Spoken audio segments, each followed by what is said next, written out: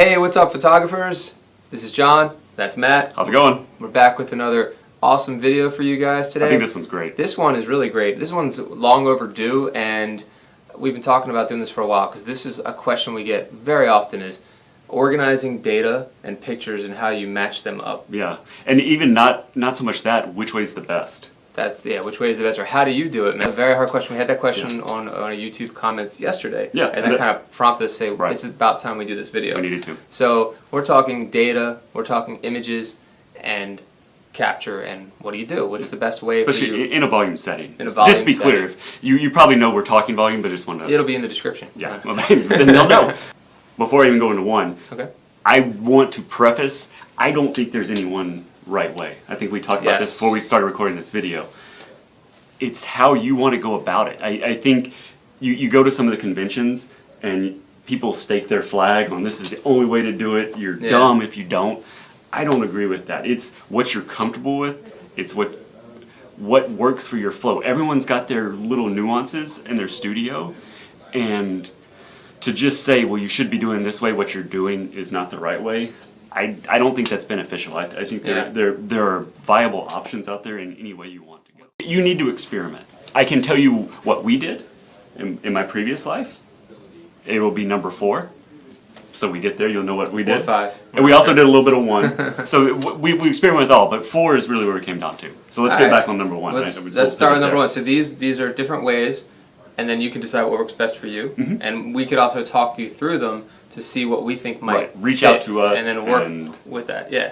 And we can guide you down and sort of talk about what your workflow is right now and what may match up best to what you're doing. I feel like number 1 is kind of like the tried and true traditional. Yes. And that's tethered. Shooting tethered. So that if you're in the volume space or you've done high-end studio work, you may already be doing this. It is attaching your camera, primarily now through a USB cable, directly to your laptop, so the images transfer that way. A lot of programs out there now pick up on a hot folder and drop them in, so you can scan a barcode, assign the data that way. So you're kind of doing it in real time and out in the field. Okay. With the idea being, you walk away from the shoot being done. That you could go as far as doing your data matching. You also you could do package entry as well.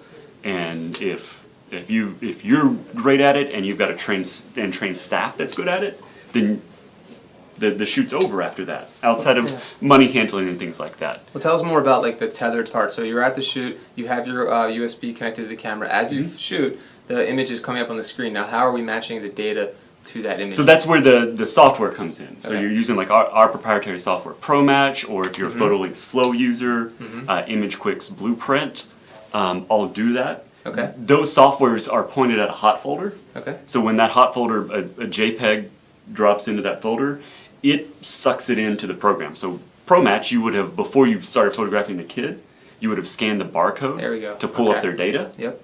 And so now every picture you take of that kid is now associated with that barcode. Until you make the next scan. Until you make the next scan, right. And so where tethered really helps, I don't advocate for this because it was such a pain in the butt to do, but you do have some of those big high schools, secondary schools wanting to do on-site IDs. Okay. They want the ID right then and there. That's where that's the real power of tethered. Okay. From my And that's where the best options are contextual, and you have to like figure out, well, it may not be your favorite, but for that situation, it might be the best. It's really the only way to go if you need to turn those IDs right there. Or I think tethered works pretty well when you're a small operation. Yeah. And you're an active photographer out in the field as the owner of the company, where you've got agency over the process. Where tethered breaks down, from my experience, is when you have a lot of photographers going out of the field that need to have some technical background. Yeah. And they may not set it up properly, and then you're out of sequence, and that's the whole point. They're not writing images to the machine. There's a lot of setup involved at times with the tethered solutions that you need to rely on some people having technical savvy, and you don't always have that as your organization grows. Absolutely. So summing up that one, I mean, look into companies if you're not familiar with, like PhotoLinks, Flow. You can get more information on their website. ImageQuick's and their Blueprint product.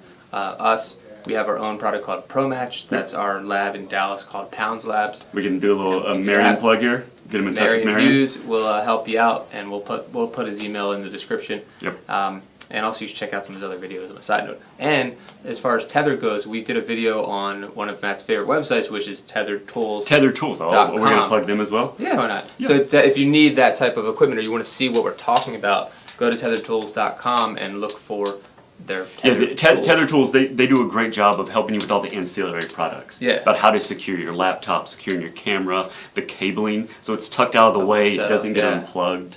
They've carved out a really cool niche there. It's a cool little space they've carved out. So I think that number one is packed full of good information. So when you guys start diving into that, let's look at number two. Number two, QR codes.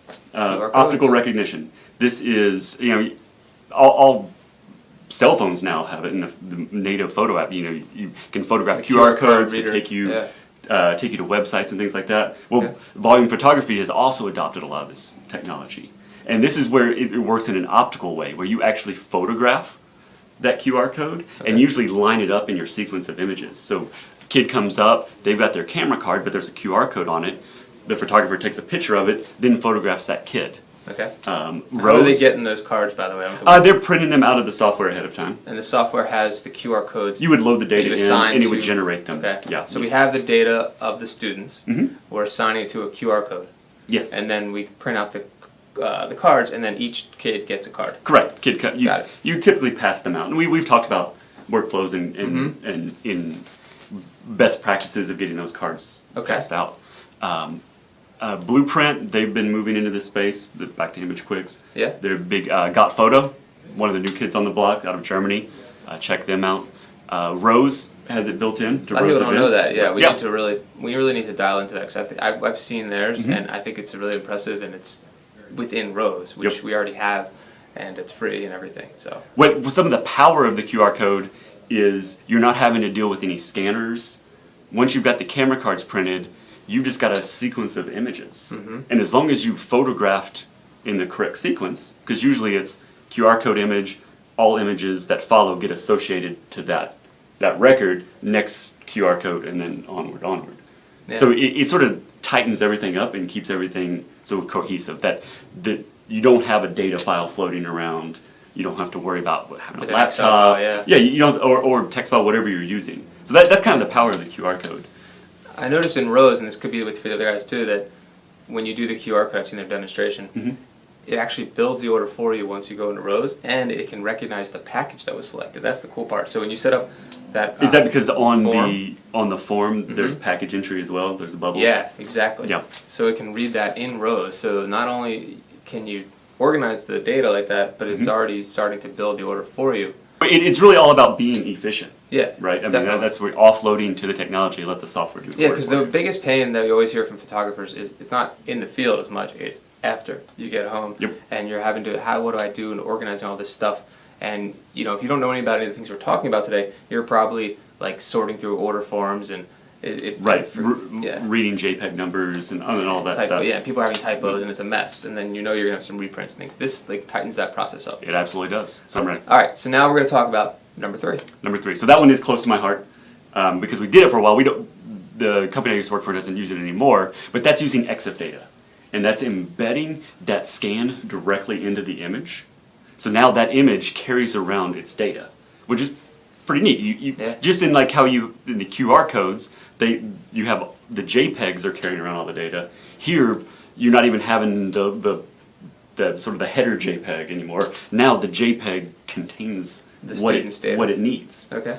And some of the people out there that are utilizing this, Fullography out of Germany. If you've been to SPAC or some of the other trade shows, you'll see them. They've iterated on the process and are using a Bluetooth wireless scanner. That's cool. That hooks into the USB. It's got a little USB Bluetooth receiver, and then you've got your Bluetooth scanner, and you hit your barcodes like that.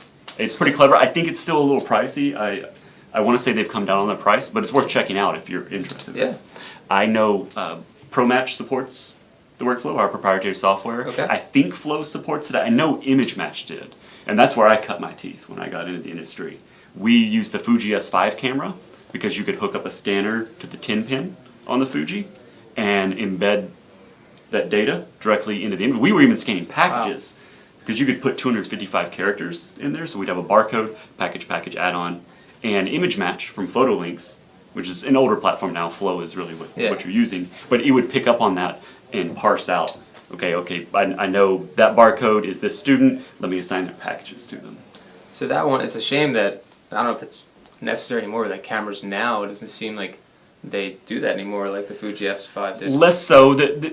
Everything's sort of shifting more to the sort of QR codes, tethered.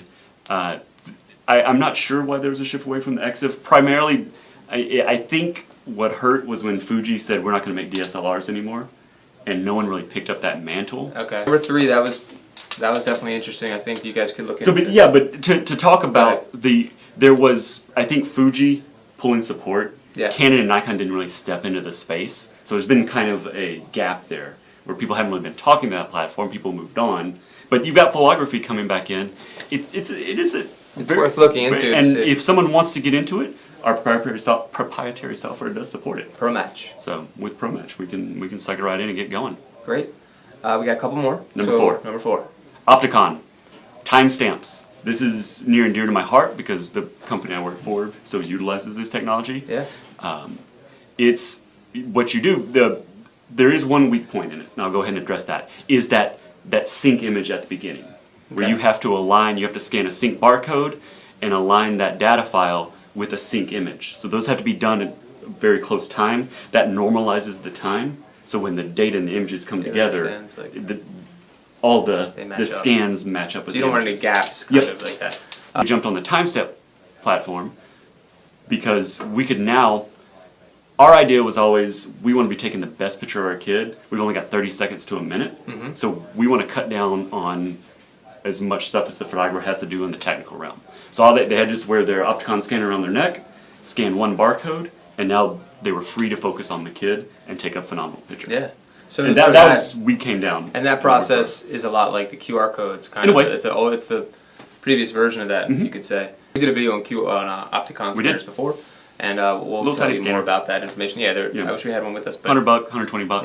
Yeah, you scan it, but you have to have the camera cards. I wanted to be clear about that with the barcodes. Yes, you do. How would they get the camera cards or the barcodes? Again, it goes back to you're bringing the data into the software, generating those camera cards ahead of time, printing them out, bringing them to shoot with you. And that actually leads us into number 5 really well because the tried and true. Yeah, like if you don't have data, Yep. then number 5 seems like the logical. Right. And that is manual matching. So you can still print camera cards. You know, you're writing JPEG numbers. You're keeping everything in order. Okay. This, especially when you don't have data ahead of time, it's a lot of what you're doing. There is some benefit to still scanning so that you can associate a number with the kid. The big push, and we've talked about that, is to get data. Yes. And that'll lead us into our bonus one.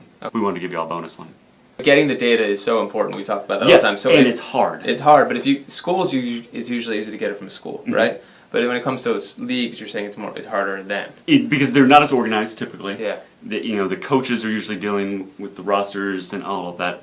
As privacy becomes more of an issue, concerns around that private data, they're less willing to give it out. And we're trying to be as open up front. We're not wanting to market. We want to be able to align and work more efficiently for you. So that's where companies like Photoday.io, where they're thinking in this really cool headspace about facial recognition. So this is our bonus tip? This is bonus tip. Okay, so bonus tip is about the future. About the future, and I think this is where it's going. I'm not saying Photoday has everything figured out, but I think they're in the right state of mind. That instead of worrying about data and capturing, if facial recognition was good enough, could you allow the parent to do the matching for you? What I mean by that, Photoday.io, they started, I think, 2 SPACs ago now. I think so. They a couple years, previewed their youth sports software. So you go out, you photograph the kid. You don't, no data. You just line them, boom, boom, boom, boom, boom. You're taking all these pictures. You got them. You throw them up online. Emails, we can have a different discussion about this one. But parents get notified that the images are online at this point. The parent goes there. Now, nothing is positively identified yet. The parent goes onto the site. They are prompted to load a random photograph of their child off of their phone, that's the hook to match. The Photo Day software analyzes that image through their proprietary facial recognition software and goes and finds from that photo day any pictures of the kid. every picture of that kid. Even if it's like So- action photos, that's really cool. It could probably Yes. find those too. If Right. you have like your iPhone or your whatever phone you have, a lot of those apps already have that naturally if you don't know that. So Correct. it's finding pictures. Yeah, you go into Google Photos and Yeah. it's already like, here's all your Which dogs, is here's incredible. your wife, here's your Right. So here's that your could spouse. be really good. We were talking about this before. That could be exactly. That could be good for dance as well because Right. what happens is they have all these outfit changes and then you can't recognize which kids and then you have like 6 orders that are totally separate. So Right. this will put them all together in one or like Yeah, and so the parent gets presented back, okay, here's my child's individual images, and it also finds them in the groups. And the group shows, and yeah, it's all group shots presented, too. and now it's tagged to that email address. I like that one the best. I mean, if that's something that becomes more Where common. they're pushing a paperless mantra, which I think our generation of photographers are more willing to adapt, but I think the older guard, people that have been the veterans of the industry, Yeah. they're beholden to the prepay paper workflows. I do and like so that too. there is a and It depends though. Again, that it's, you it's can context. generate a lot of 'cause revenue. I think you can but do those, both. you can do both, but they're sort of crashing together because we talked about beginning about staking your flag on one of these workflows. Right. Like, nope, this is what we do because it's the best. Well, why Yeah. is it the best? You know, you need to be able to, and you've gone over it on many of our videos, Mm-hmm. like, take a step back, analyze what's going on, let's be objective about it. Yeah. And not just because This is how we've always done of it. how we've always done it. Right. I mean, and there is something to say about when they've mastered a process and everything's working and it's totally. I mean, it's still worth looking into other options. You never know what else. I think is where, out there. and we've discussed this before Yeah. offline, with the paperless workflows that are starting to get promoted in the industry, Yeah.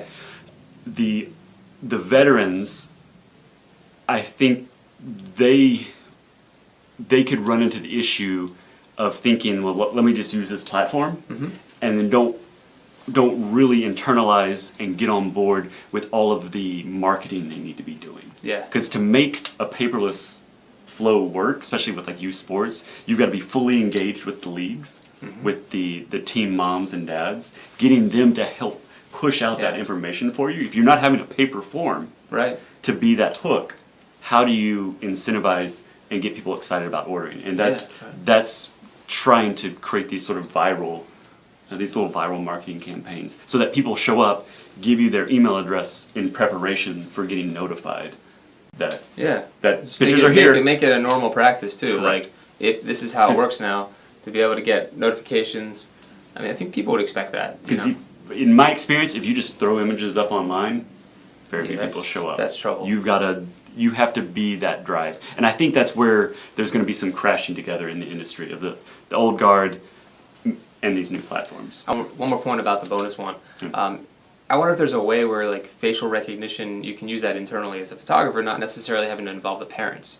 So that way, let's say you did a dance shoot, you could organize all the kids with different outfits. That one kid, you can bring them all together in one folder versus having them scattered all around. You wouldn't. Yeah, know. I think I've seen some people working on that, like to Okay. help sort and make sure you've aligned, like when you're doing the positive identification, that you didn't like a photographer didn't misscan.